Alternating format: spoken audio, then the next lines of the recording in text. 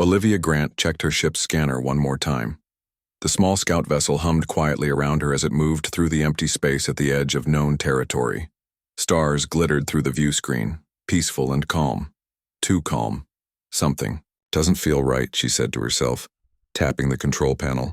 The readout showed nothing unusual, but after 5 years as a scout for the Terran Alliance, Olivia had developed good instincts. She was 30 light-years from the nearest human outpost, mapping an uncharted sector that might someday become a new trade route. Her brown hair was pulled back in a practical ponytail, and her green eyes narrowed as she studied the readings again. A small alarm chirped, making her heart jump. The scanner had found something, a heat signature where there shouldn't be one hiding behind a small moon ahead. "Computer, identify heat source," she ordered. Unable to identify. "Signature does not match known vessel types," the computer replied, in its flat voice. Olivia's fingers moved quickly across the controls, changing course. Let's not stick around to find out what it is. Too late.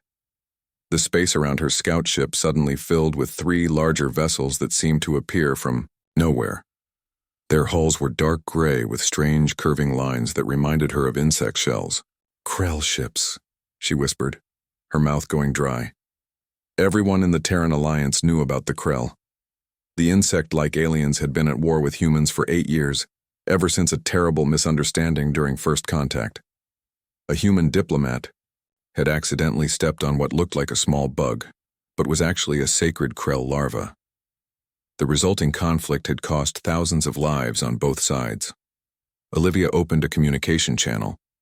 "This is Lieutenant Olivia Grant of the Terran Alliance. I am on a peaceful mapping mission. Please respond." No answer came. Instead, a bright purple beam shot from the largest Krell ship, hitting her engine. The scout ship shuddered, and warning. Lights flashed across the control panel. "Computer, evasive maneuvers. Send distress signal to Terran Command," Olivia shouted, strapping herself into her seat as the ship began to spin. "Engines disabled. Communications disabled. Distress signal partially transmitted," the computer reported calmly. Olivia felt sweat forming on her forehead. The Krell rarely took prisoners. Why hadn't they just destroyed her ship? A second purple beam hit, and this time the ship went completely dark. The only light came from the stars outside and a few emergency backup systems. A heavy thud echoed through the hull. They were docking. Olivia reached for the small laser pistol at her side. It wouldn't do much against Krell armor, but she wouldn't be taken without a fight. She moved quietly toward the small storage area at the back of her ship. Maybe she could hide and surprise them. The airlock hissed open. Clicking sounds filled the air, the sound of Krell talking to each other in their strange language. Heavy footsteps moved through her ship. Olivia pressed herself against the wall behind some storage containers, trying to control her breathing. The footsteps came closer. A tall figure stepped into view. It stood on 2 legs like a human, but that was where the similarities ended. The Krell had 4 arms, a hard exoskeleton that shone like polished metal, and a head with compound eyes that reflected the emergency lights in dozens of tiny dots. Its mandibles clicked as it turned, scanning the storage area. Those eyes locked onto her hiding place. The Krell made a sound almost like laughter. Olivia jumped out, firing her laser pistol. The red beam hit the Krell's chest, but seemed to do nothing. The alien moved with surprising speed, knocking the weapon from her hand with one arm while another grabbed her wrist. "Let me go!" she shouted, kicking at its legs. More Krell entered the storage area. One of them held up a small device that sprayed a sweet-smelling mist into her face.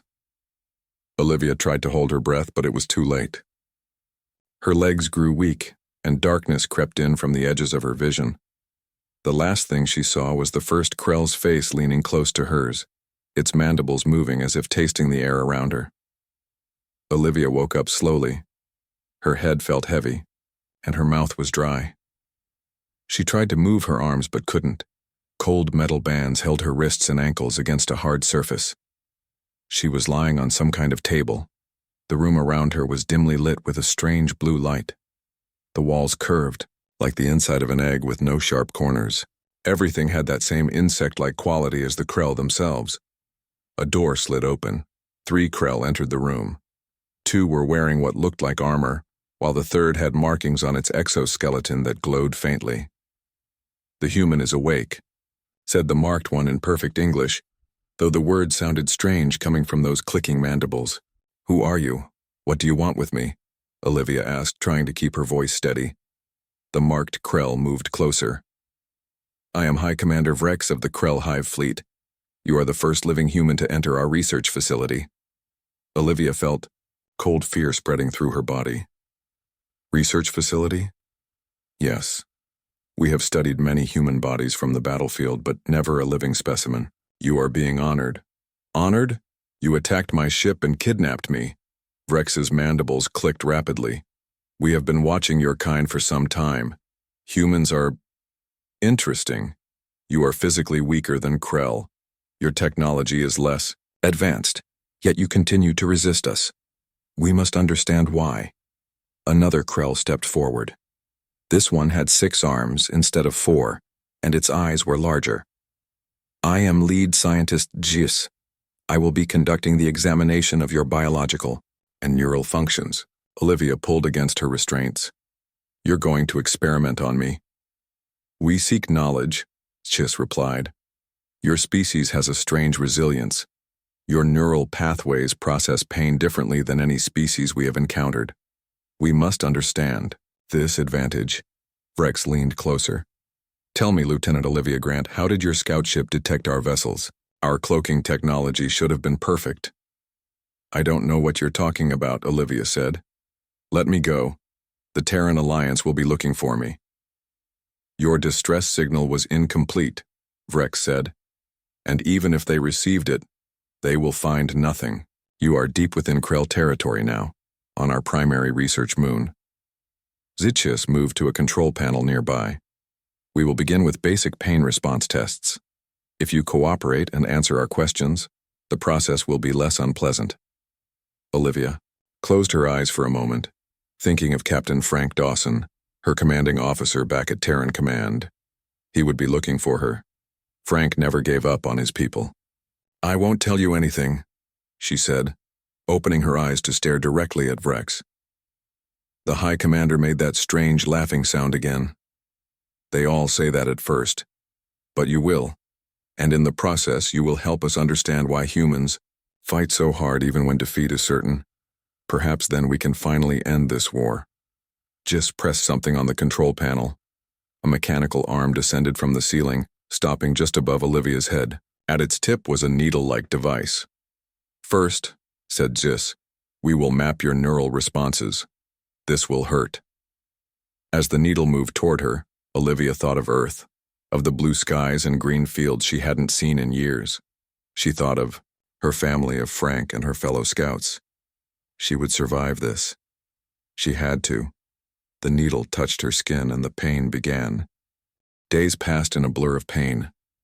Olivia lost track of time in the windowless chamber. The Krell never seemed to sleep, working in shifts to continue their tests. They would ask questions, then hurt her when she refused to answer. "Tell us about the defense systems at Terran Outpost 7, Schiss demanded, adjusting a dial on the control panel. Olivia gritted her teeth. "I don't know anything about that." A wave of pain washed over her body. It felt like her skin was on fire. She bit her lip to keep from screaming. "Interesting," Schiss noted, watching displays that monitored her vital signs. "Your pain threshold is much higher than our previous estimates." High Commander Vrex watched from across the room, 6-fingered, hands clasped behind his back. "She resists well. Try the memory scanner." Sis moved to a different machine and returned with what looked like a metal helmet covered in blinking lights. "This device will extract your memories directly. Resistance will only increase discomfort." "My mind is my own," Olivia said, her voice hoarse from screaming earlier. "You can't take that from me." The Krell scientist placed the helmet on her head. It was cold against her skin. "We have used this on other species. All have yielded information." The machine hummed to life. Olivia felt a strange pressure inside her skull, like something was pushing against her thoughts. Images flashed in her mind. Her training days at the academy, her first mission as a scout, maps of human territories. She fought against it, focusing on anything else. She thought of ocean waves, of the sound of rain, of meaningless numbers and colors. Anything to keep her real memories hidden. After what seemed like hours, Jis removed the helmet. The Krell's compound eyes reflected confusion. The memory extraction was unsuccessful, Zygis reported to Vrex. She has some method of mental shielding we have not encountered before. Vrex stepped closer, studying Olivia with what might have been respect. Humans continue to surprise us. Perhaps we need to understand their physiology better before we can understand their minds. Olivia tried to smile despite her cracked lips. You'll never understand us. We will, Vrex insisted. It is only a matter of finding the right approach. Zygis, prepare the neural mapper. We must locate the physical center of human consciousness. In another part of space, Captain Frank Dawson paced the bridge of his ship, the Horizon. He was a tall man with gray hair at his temples despite being only 45. Deep worry lines crossed his forehead as he studied the star map displayed on the main screen. Any update on Lieutenant Grant's signal? He asked his communications officer. No, sir, replied Susan Carter, a young woman with short blonde hair. We only received a partial distress call 3 days ago. The signal was cut off, but we were able to trace its origin to Sector 37B. Frank slammed his fist against the railing. That's Krell territory. They must have taken her. Sir, we can't enter Krell space without permission from command, his first officer reminded him. It could trigger a larger conflict. Frank turned to face his crew. I'm not leaving one of our own in Krell hands. You've all heard the stories about their experiments. He pointed to the star map. Susan, send a message to command. Tell them we're going after Lieutenant Grant. Yes, sir, Susan replied, her fingers already moving across her console. And send out a call to any Alliance ships in the area, Frank added. We may need help. Back in the Krell research facility, Olivia was being moved to a different room. This one had walls lined with strange, pulsing equipment. A circular table in the center glowed with a faint blue light. 2 Krell guards lifted her from the examination table and placed her on the circular platform. Her limbs were too weak to resist after days of testing. Fresh restraints closed around her wrists and ankles. Jis entered, followed by a new Krell she hadn't seen before. This one had markings that glowed red instead of the usual blue. This is Elder Scientist Kraz, Jis explained. He has studied humans longer than any Krell. Kraz leaned over Olivia, his mandibles almost touching her face. Fascinating species. Your mind resists our probes, yet your body is so fragile. What are you going to do to me? Olivia asked, her voice barely above a whisper. We believe we have been approaching the problem incorrectly, Kraz said. For Krell, consciousness resides in a specific organ called the thought nexus. He tapped a spot between his compound eyes. We must find the human equivalent. Jis moved to the controls. Our theory is that human resistance comes from how your consciousness is distributed. We will systematically shut down each of your body systems while monitoring brain activity. Olivia felt cold fear spreading through her body. You're going to kill me. Temporarily, Kraz corrected. We will restart your systems before permanent damage occurs, most likely. Vrex entered the room, his armor gleaming under the blue lights. Has the human provided any useful information? Not yet, Jis admitted. But this procedure should tell us what we need to know. Vrex studied Olivia for a moment. Proceed. I want to observe this experiment personally. Kraz nodded and pressed. A button on the control panel. A fine mist sprayed from nozzles above the table, covering Olivia's body. Her skin began to tingle, then grow numb. First, we will suppress your nervous system, Kraz explained. You will feel a gradual loss of sensation. Olivia tried to move her fingers but couldn't tell if they responded. The numbness spread up her arms and legs. She could still breathe, but each breath felt shallow. Neural responses decreasing, Jis reported. Moving to phase 2. Another spray covered her body. This one was cold, so cold it burned. Now we will slow your circulatory system, Kraz continued, his voice sounding farther away than before. Your heart rate will decrease until blood flow is minimal. Olivia felt her heartbeat slowing in her chest. Her vision began to darken around the edges. She tried to speak, but couldn't form words.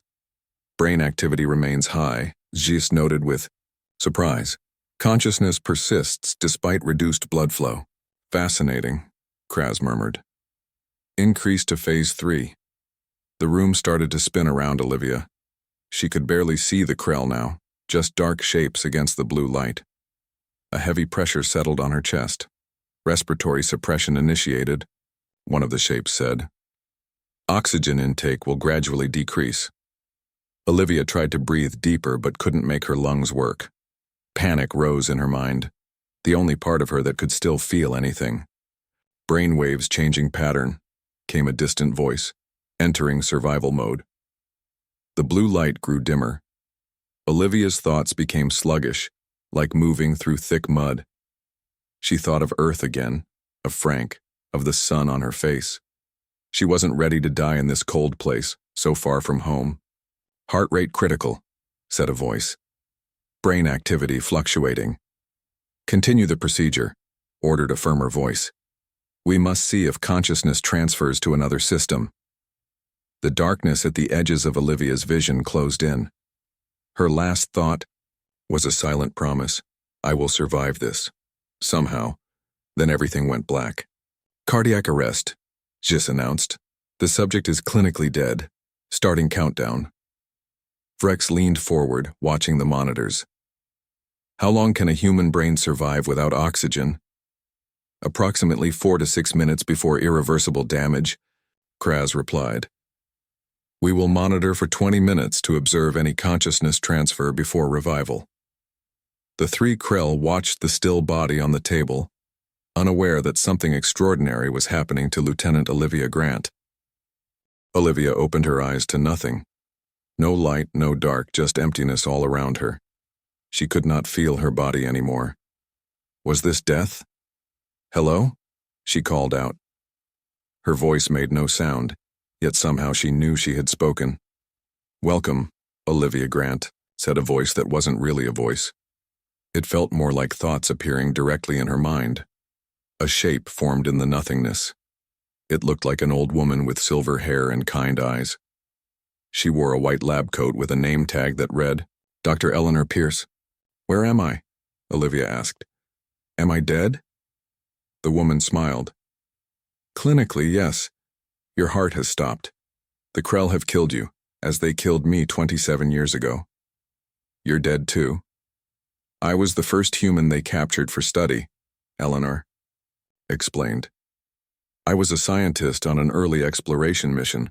The Krell were fascinated by how my mind worked even as they shut down my body. Olivia tried to understand. So this is the afterlife? Not exactly. Think of it more as a waiting room between life and death. Humans call it many things. Near-death experience, the void, the bridge. We exist here for a short time before moving on. Other shapes began to appear around them. Dozens of people, men and women of different ages, all watching Olivia with interest. Who are they? Olivia asked. Others like us. Humans who died at Krell hands during experiments. Some moved on, but many of us stayed to help newcomers. A young man stepped forward. I'm Kevin Walsh. They got me 2 years ago when my fighter was shot down. An older man nodded. Sam Rogers, medic. Been here 4 years. More introduced themselves. Pilots, soldiers, scientists, all victims of Krell experiments. Why are you all still here? Olivia asked. Why haven't you moved on? Eleanor's expression grew serious. We discovered something important. Something the Krell don't understand. Human consciousness isn't located in one place like theirs is. It's spread throughout our neural network, and it can exist briefly outside our bodies. The Krell are looking for the wrong thing, Kevin added. They think our strength comes from some special organ, but it's how our whole brain works together. Eleanor took Olivia's hand, or what felt like a hand in this strange place. We've learned how to use this space. We've gathered knowledge here. Studied what makes us different. Different how? Olivia asked. Human neurons communicate in ways no other species does. Eleanor explained. They form quantum connections that briefly continue even after death. That's why we're here now talking to you. Sam stepped closer. And we've learned how to take that knowledge back, how to return with more control than we had before. Olivia felt hope rising. I can go back? Return to my body? Yes, Eleanor said. The Krell will try to restart your heart after they finish their observations. When that happens, you can return. But you'll bring something with you that they don't expect. What's that? Control, Kevin said simply. Control over systems that are normally automatic. Heart rate, pain response, healing, all the things they're studying. Eleanor nodded. The very thing they're trying to understand will become your weapon against them. Across the void, Olivia could see a faint blue light pulsing. It seemed to be calling to her. Your body, Sam explained. They're still monitoring it. You have time before they try to revive you. Not much, though, added Kevin. They usually wait about 30 minutes. Eleanor faced Olivia directly. We need to teach you quickly. First, you must understand how your mind connects to your body. Meanwhile, in the Krell laboratory, the scientists watched Olivia's body with growing interest. 20 minutes of clinical death, Zis noted. No signs of consciousness transfer to any measurable location. Kraz studied the brain scan displays. Yet these readings are unusual. There are still faint electrical patterns despite no blood flow or oxygen. Vrex leaned closer to the monitors. What does it mean? Uncertain, Kraz admitted. It's almost as if the neural network is maintaining some minimal activity independently of biological functions. Could this be the source of human resilience? Vrex wondered. Chiss checked another display. Perhaps. We should extend the observation period to 30 minutes before revival. Back in the void, Eleanor was showing Olivia how to feel the connections between her mind and body. Imagine your nervous system as a network of lights, Eleanor instructed. In normal life, most of those lights operate automatically. Your conscious mind only controls a small portion. Olivia could see it, a beautiful web of glowing lines, spreading throughout a human shape. Now, Eleanor continued, imagine taking control of all those lights, even the ones that normally run on their own. Olivia focused, trying to expand her awareness into the parts of the network that had always been automatic. It was like trying to wiggle ears or move muscles she'd never used before. I can't do it, she said after several attempts. Kevin smiled. Yes, you can. We all learned. Watch. He demonstrated, his form in the void shifting and changing. The network of lights within him brightened and dimmed at his command. The Krell think they understand pain, Sam added. They think it controls us, but pain is just signals in the network. Signals you can control. Olivia tried again, focusing on a single point in the network. Gradually, she felt something change. A connection formed that hadn't been there before. That's it, Eleanor encouraged. Now try another. One by one, Olivia learned to access different systems. Heart rate, blood flow, pain receptors, healing processes, all became visible to her in new ways. There's so much, she said in wonder. I never knew how complex it all was. Humans have barely scratched the surface of what our minds can do, Eleanor said. This is just the beginning. The blue light in the distance pulsed stronger. They're preparing to revive you, Eleanor warned. We don't have much time left. There's one more thing you need to know. She showed Olivia how to maintain her connection to the void even after returning to her body. This link will allow you to draw on our knowledge. It won't last forever. A few days at most. But it should be enough. Enough for what? Olivia asked. To escape, to survive. Eleanor's expression hardened. And to show the Krell that humans are more than they ever imagined. The blue light flashed brightly, pulling at Olivia. They're using the defibrillator, Sam explained. Your heart's about to restart. Remember what you've learned, Eleanor said quickly. Remember us. And when you return, when you feel pain, use it, direct it, control it. 27 minutes, Kraz announced in the lab. Beginning revival procedures. Just pressed a button, sending electrical current through Olivia's chest. Her body jerked but remained lifeless. Increase power, Rex ordered. We must revive the subject for further testing. Jis adjusted the settings. Second attempt initiating. In the void, Olivia felt the pull growing stronger. The others were fading from her view. Will I see you again? She asked Eleanor. The older woman smiled. Perhaps. Some return here in dreams. Now go, Olivia Grant. Show them what humans really are. The blue light enveloped Olivia completely. She felt a violent tug, then a shock of pain as electricity coursed through her body. Third attempt, came Zis's voice, sounding clearer now. Maximum power. Another shock. Stronger, painful. Olivia remembered what Eleanor had taught her. She didn't fight the pain. She directed it, used it to jumpstart her systems. She visualized her heart, sent the command for it to beat.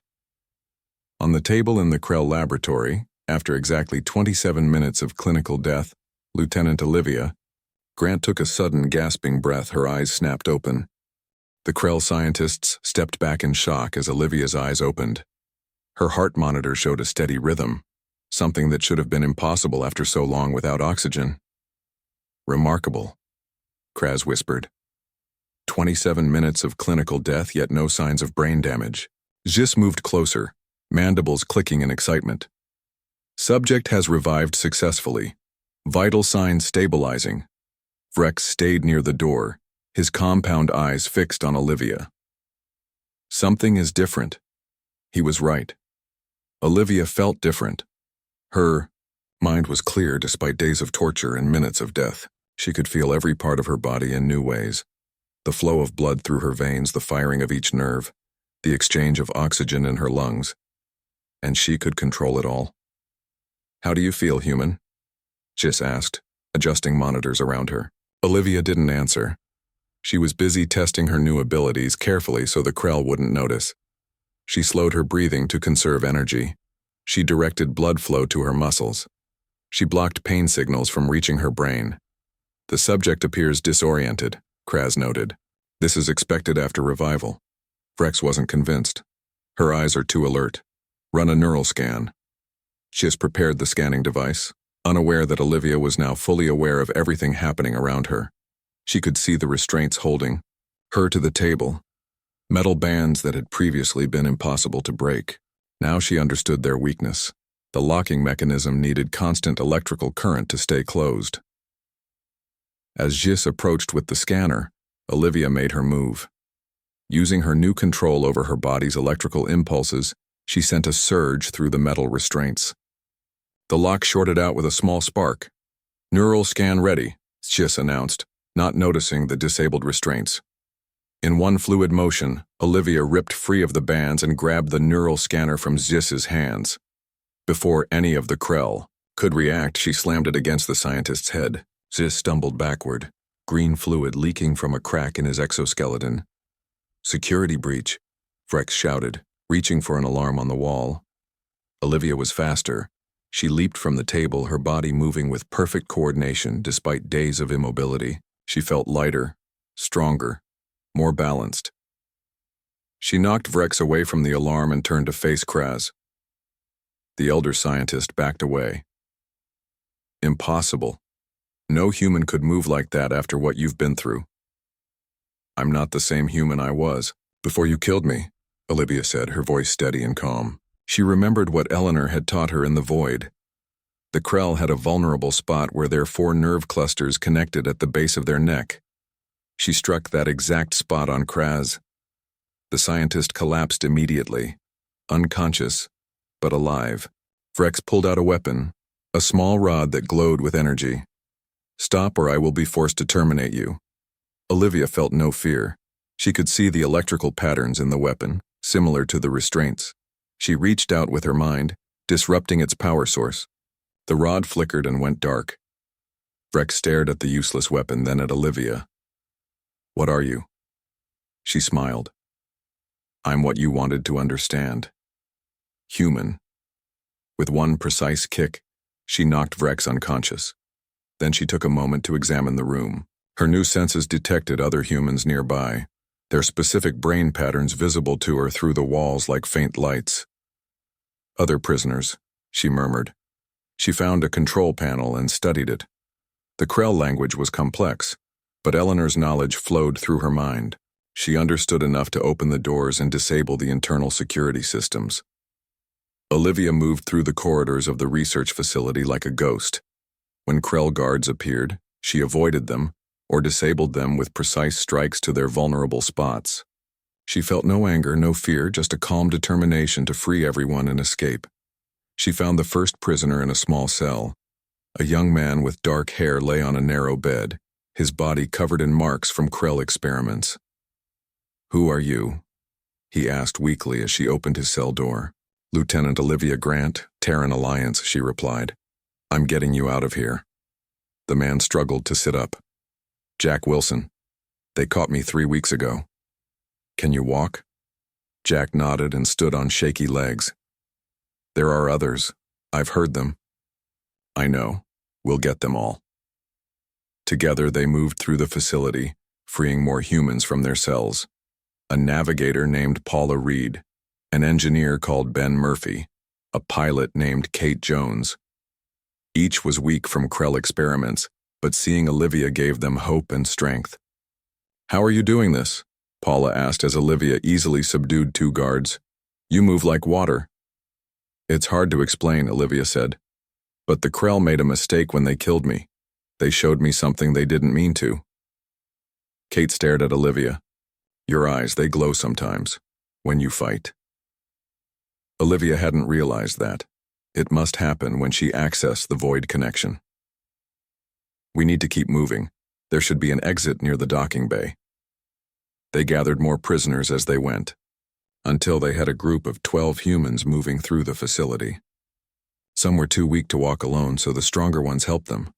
"What's the plan once we get out?" Ben asked. "There should be transport ships in the docking bay," Olivia explained. "I can fly us out of here." An alarm suddenly blared throughout the facility. Red lights flashed in the corridors. "They've discovered the escape," Olivia said. "We need to hurry." They moved faster, following Olivia's lead. She could sense Krell guards gathering ahead, preparing an ambush. She led the group down a different corridor, avoiding the trap. "How did you know?" Jack asked. "I can feel them," she said simply. When they reached the final door to the docking bay, 20 Krell warriors waited for them. These were not scientists, but trained fighters, armed with energy weapons and protected by thick armor. "We'll never get past them," Paula whispered. Olivia stepped forward. "Stay behind me." The lead Krell warrior aimed his weapon. "Return to your cells immediately." "No," Olivia replied. She closed her eyes briefly, strengthening her connection to the void. When she opened them again, she saw the world differently. Energy patterns, nerve clusters, weak points in armor, the flow of power through weapons. The Krell fired their weapons. Olivia moved with impossible speed, dodging energy blasts that should have hit her. She reached the first warrior and struck with precision, finding the gap in his armor where nerve clusters were exposed. One by one, she disabled the Krell warriors, moving faster than seemed humanly possible. The other prisoners watched in amazement, as she fought with a grace and efficiency none of them had ever seen. When the last warrior fell, Olivia stood in the center of the room, breathing steadily. She had not killed any of them, only rendered them unconscious. "The docking bay is through here," she said, opening the final door. Inside the bay, several Krell ships waited. Olivia led the group to the smallest one, a transport vessel that would be easiest to fly. "Everyone aboard," she ordered. As they entered the ship, a new alarm sounded. The facility was going into complete lockdown. Heavy doors began to close around the docking bay. "We won't make it," Kate cried.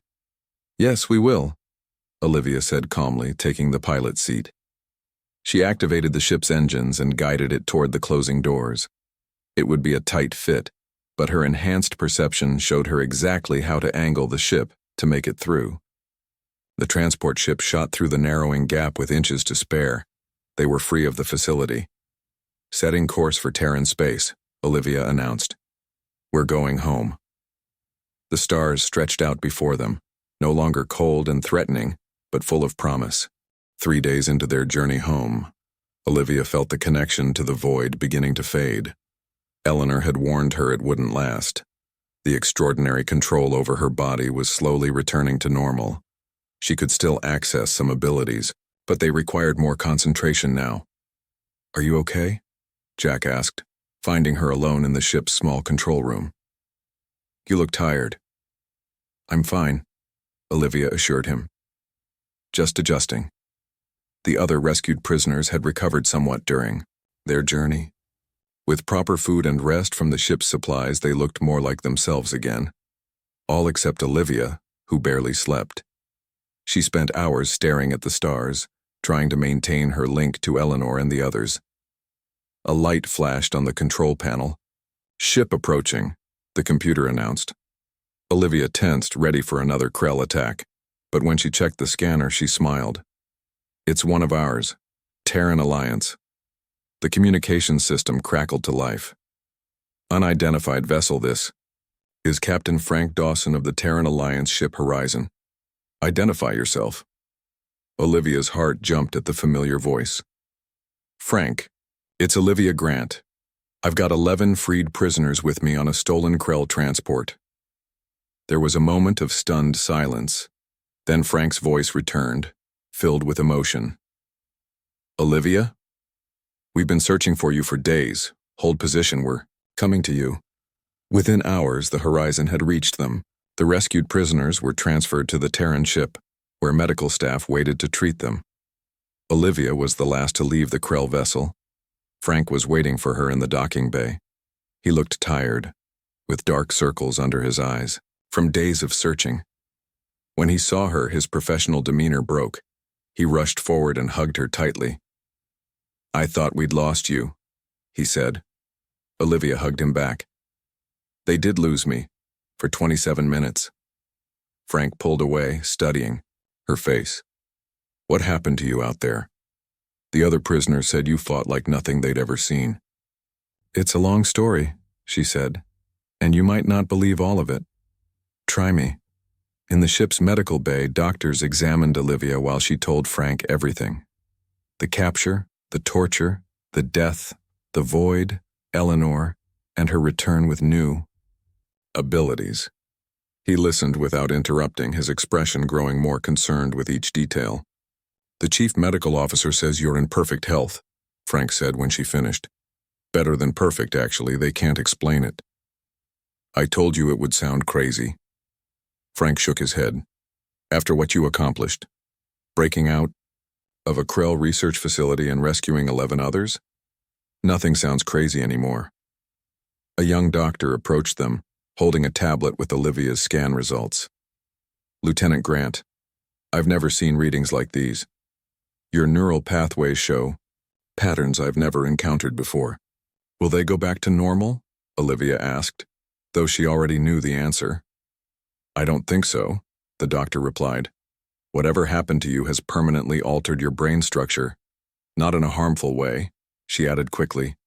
If anything, it's more efficient now. Frank looked troubled. Terran Command will want a full report.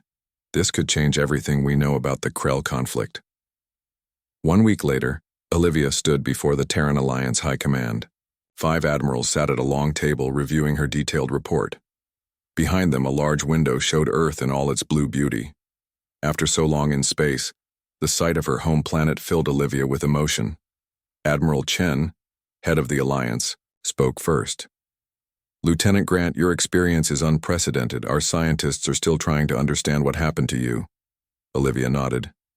I understand, sir. I'm still trying to understand it myself. The information you brought back about Krell physiology, particularly the location of their thought nexus, has already proven valuable, another admiral noted. Our weapons research team believes they can develop non-lethal options that target this vulnerability. That's what I hoped, Olivia said. We don't need to kill them to end this war. Admiral Chen leaned forward. What exactly are you proposing? The Krell respect strength, Olivia explained. They've been studying us because they can't understand how we resist them despite being physically weaker. Now, we know something about them that they don't realize we know. And what do you suggest we do with this knowledge? Olivia took a deep breath. Let me lead a diplomatic mission to the Krell Hive Council. Let me show them what I've become, what humans are capable of. Not as a threat, but as a demonstration that there's more to understand about each other than either side realizes. The admirals exchanged surprised looks. You want to go back to the people who tortured you? Admiral Chen asked incredulously. Yes, Olivia said simply. Because now I can speak to them in terms they'll understand. The Krell see consciousness as sacred. What happened to me, dying and returning, will have religious significance to them. The admirals debated among themselves for several minutes. Finally, Admiral Chen nodded. We'll consider your proposal.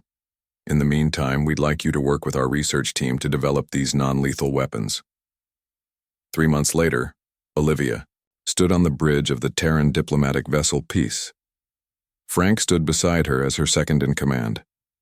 Ahead of them, the Krell homeworld loomed large on the view screen, a red-orange planet with swirling clouds. Are you sure about this? Frank asked quietly.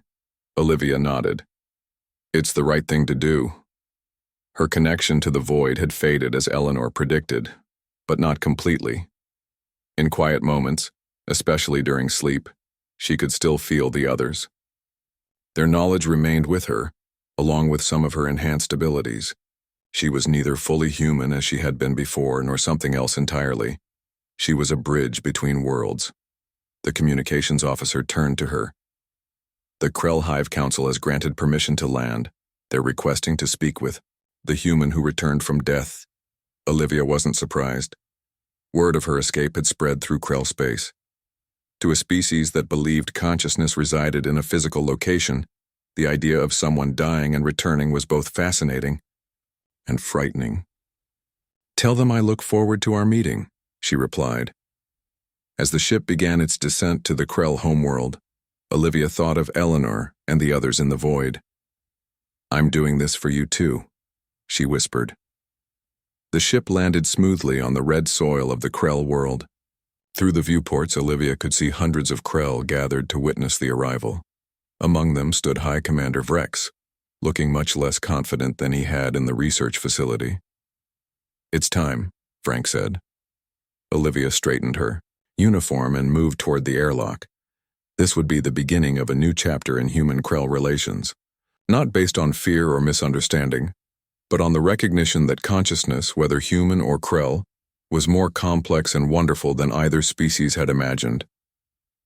As the airlock opened and the bright orange light of the Krell sun washed over her, Olivia Grant stepped forward, a living bridge between two worlds changed by death but more alive than ever before.